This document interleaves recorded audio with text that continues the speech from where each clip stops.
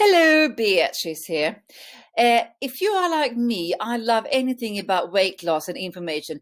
And if somebody tells me that they have a PhD and they have suffered from, overeating and so forth for a long time, I buy into what that person is saying. Obviously, I think we all would do. So this woman, Susan Pierce Thompson, PhD, who has created Bright Line Eating, I bought her audio. Anyway, and I listened to it, and it is really good. It's a little bit of promotional thingy around her bright line eating. You hear that every 5 seconds, but regardless of that, she has a quiz in there saying that you can then find out, is your brain blocking you from losing weight? Take this 5-question quiz to learn the one crucial piece of information that could be a game changer when it comes to your weight loss. So how about let's do that now? Join me. So my first name is that, and then let's do that one as for the fun of it. Okay, stay with me, and under here I will show you where you can log in. Okay, important, please read these instructions carefully, and this is one that comes up the whole time. Think back to a 3-month stretch of time in your life when your eating was at its worst. That means that if you if you're not in that, critical moment where you just need to have that food, and you literally will jump into your car and you will drive to the supermarket or any place where you can get it, your fix. If you're not in that mood just now, if you're on here, you will have been in that mood before, okay? And if you are not, if you have never experienced it, you can hang up now, because then this is not for you, okay? But if you are, keep on watching. So answer these questions about how your eating was during that time period. So when you were sitting in that time when you were absolutely like you were sweating and you just had to have it. That's the moment. We're going back in that time, okay? So questions coming up here now. My ability to control how much I ate. 1, never really faltered. Stopped eating whenever I was full. 2, 3, 4, 5. 5 was practically non-existent. Once I started eating, I felt powerless to stop. And when I had these attacks, seriously, I would say 5 all go in. Seriously. Okay, again, think back to the 3-month stretch of time in your life when your eating was at its worst. We are back there again, okay? After eating a moderate amount of food, 1, I nearly always felt satisfied. So, you felt satisfied, you were full, but not too full, so you were good. 2, 3, 4, 5, I practically never felt satisfied. I remember when I was studying in Paris as a fashion designer, and I could just eat. I could eat chocolate, sweets, anything. I could not satisfy myself regardless how much I shoved into my face. So 5. Okay, again, think back to a 3-month stretch of time in your life when your eating was at its worst. Okay, my craving for specific foods. My cravings for specific foods. 1, were infrequent and quite mild if I had them at all. 2, 3, 4, 5 were frequent, powerful, and drove me to go to great lengths to satisfy them. Well, seriously, I would use the last penny I had if I had to sustain that craving I had at that very time. So it's a 5 here again. Okay, now again, think back to a 3-month stretch of time in your life when your eating was at its worst. And here we go. The amount of time and energy consumed by thoughts of food, my weight, and what I had or hadn't eaten. 1 was small. I didn't think about these topics that much. 2, 3, 4, 5 was overwhelming. I thought of practically nothing else. And trust me, I was totally on the spectrum of 5, because that was the only thing when that attack came. That was my surviving instincts. That was what I focused on. That was what I needed. That was my only thought. So the last question here, important, please read these instructions carefully. Think back to a 3-month stretch of time in your life when your eating was at its worst. Answer these questions about how your eating was during that time period. In terms of binges, consuming huge amount of food while eating out of control and powerless to stop. 1. I may have eaten occasionally, but I never binged. 2, 3, 4, 5. I experience frequent severe binges, which means that, when you are sitting there in that 3-month period and you maybe overate on cake or anything really that had got flour and sugar in it, and you couldn't really control yourself, was that frequent, or was it months, in the blue moon, or how often was it? When I had those attacks, and I so remember them, it was frequent, no question asked, really. So we get the 5 there again. So my susceptibility is score 10. And I just want you to listen to this, because this woman has got a PhD in and overeating and obesity and you name it, okay? Bright Line Eating is a scientifically grounded program created by Susan Pierce Thompson, PhD, that teaches you a simple process for getting your brain on board so you can finally lose all your excess weight and achieve food freedom. But I completely agree that, this is the brain that tricks us up and, makes us do all these things and overeat and all of that. But what I don't like is that when you're listening to her audio, if you score 1 or 2 or 3 or 4 or 5, you are still in the 10 score scary bit. So this is, in my mind, scaremongery, but a really, really refined version of it. And that is what I don't like. Okay. So, for example, now, when I have suddenly, in some weird way, woken up from my overeating since I was probably 13, 14, and I'm trying to figure out why I have woken up and trying to put it down on paper. I haven't really got there yet.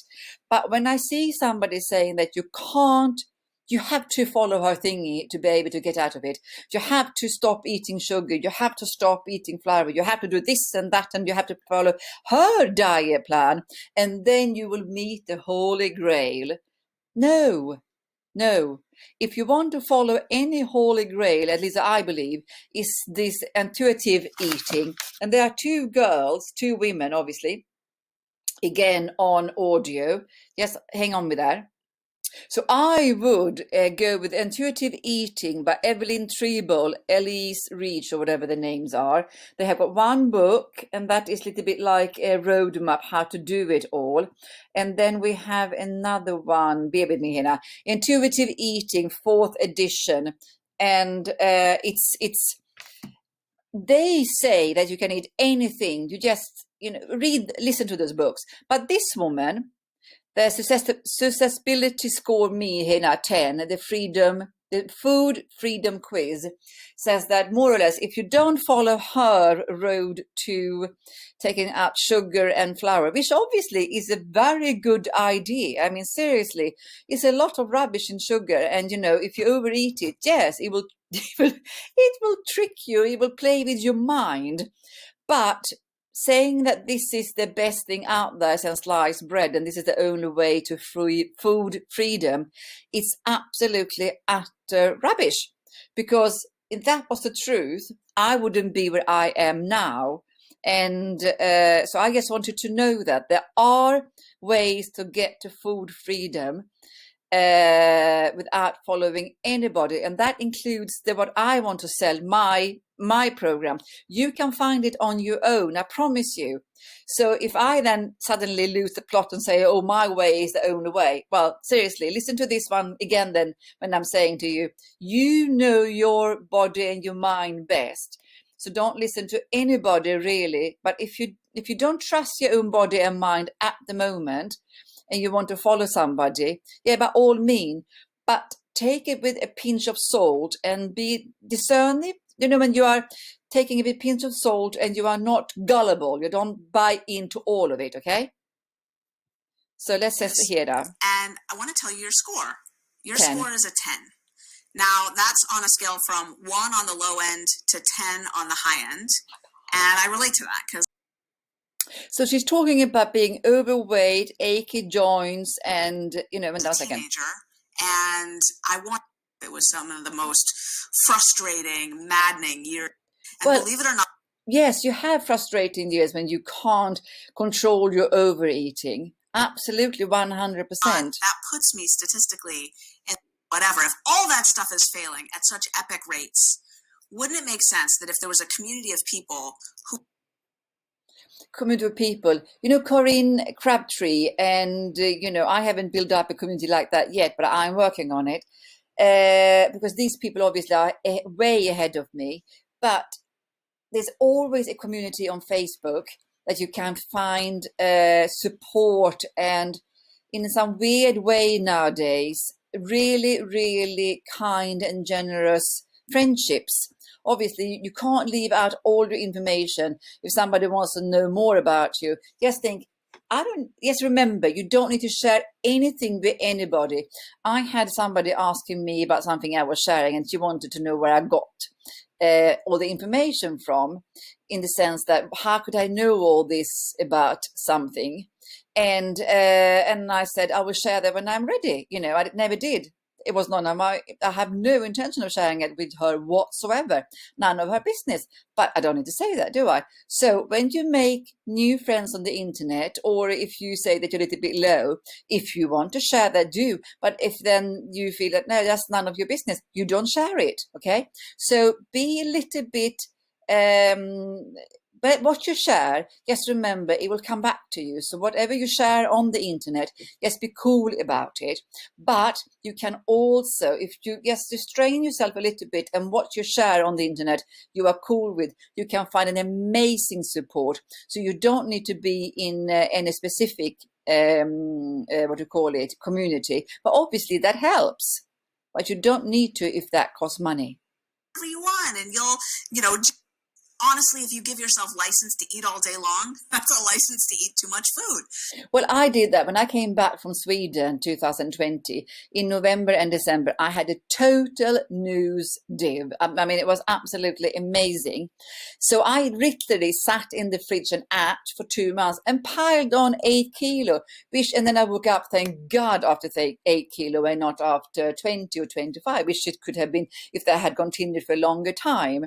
So, yes, obviously, if you are in that mood and you're just eating, you need to stop it. You need to break it. It needs to be something that just shakes you around and say, stop it, because you need to take some sort of action that needs to happen now. Okay.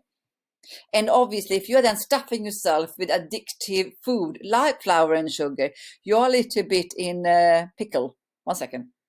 So we eat 3 meals a day, and we're able to automate those meals just like brushing our teeth. This is how eating becomes as streamlined and as habitual. And it might... Okay, she wants to streamline the eating, which is really good. But on the initiative eating, which I mentioned to you before, they are sort of like questioning, am I hungry right now? Because sometimes in the evening, my kids eat a cookie. And before, I would just have eaten a cookie. I would have done Swedish cinnamon buns. I would have done brownies and then some ice cream. And I would have had that, all of that in one day, because my teenage kids had that. And, they can just go out, run it off. And then in the 2 seconds, it's just gone. But for a woman who is over 50, it doesn't just disappear like that, does it? So just be mindful what you are shoving into your mouth, and sit down and feel, have I had enough? And also, if you would be in one of those binges when you seriously do not care if you've had enough or not, because you need that drug. You need to get to that top level, but you can just more or less relax. If you're in there, you need to go with the flow, and in the sense that I do think that you need to eat until I really don't know. I really don't know about that one, because that was such a long time ago. So that I don't really know, but I'm working on it. I'm working on how to share how I got out of it, and I can't, unfortunately, I can't verbalize it yet.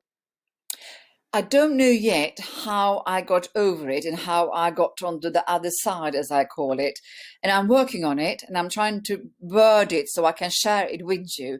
And I just know that I will never, ever be in that euphoric situation where I just had to have the chocolate, the cookies, the ice cream, more chocolate, sweets, Haribos, you name it. And it was just shoving, eating it quite fast as well, but not too fast. And sometimes I had cravings of just eating really expensive stuff, especially in Paris, and I ate really, really delicious stuff, and I couldn't stop. And I remember it. I remember, and then you come to a certain level or a certain fullness or whatever it is, and you have this euphoric, whatever it's called. It just lands on you, and you just feel like it's just coming down, and you are absolutely at peace. And that was the high I needed to land, and that was really, really nice. But the problem is, the more you eat, the more you need to eat to get to that inner peace. And it was really the inner peace, words flying around, and all sorts of stuff going on in my head. And I'm trying to word it and trying to find my we all have so many epiphanies when we're getting to the other side, and I'm trying to word it, and I will do it one day. But until then, just know that when people say that you have to buy this for 1,000, that for 500, or that for whatever, you don't. You need to find your way out of it. And I wish I could share my way out of it, because, I mean, if I have done it from 14 to almost 60, seriously, so can you in a much shorter time. I will get there. I promise you I will. And one day I can share with you the golden goose without, 50 million pounds to spend on it. But why am I saying all this? I know how it feels. I am feeling with you.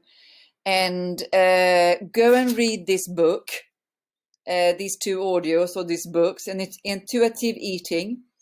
And on Instagram, it's not that good when you're following them, because and sometimes it can be a little bit weird.